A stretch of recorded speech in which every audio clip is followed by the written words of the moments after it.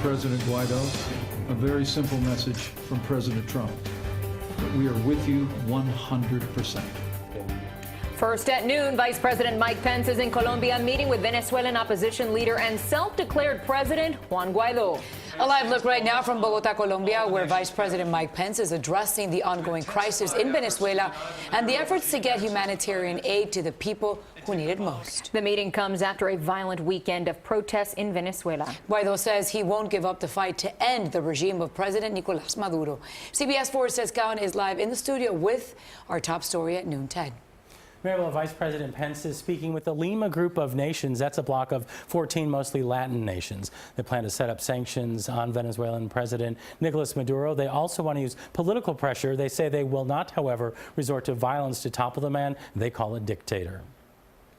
I send you and President Duque the greetings of the President of the United States of America. Vice President Mike Pence meeting with opposition Venezuelan President Juan Guaidó in Colombia. Guaidó is recognized by the U.S. and about 50 other countries as the interim leader of Venezuela. And to you, President Guaidó, a very simple message from President Trump, that we are with you 100%.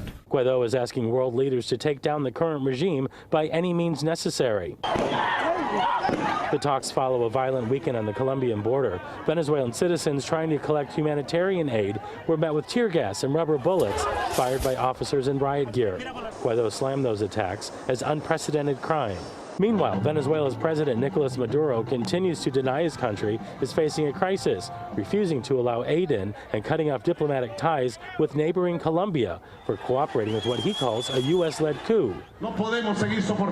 We can't keep putting up with Colombian territory being used for attacks against Venezuela, Maduro said. Patience is exhausted. I can't bear it anymore. This is the worst of the worst of a tyrant. Secretary of State Mike Pompeo challenged Maduro and his forces to back down and said the United States would not rule out military force. Every option's on the table. We're going to do the things that need to be done to make sure that democracy reigns.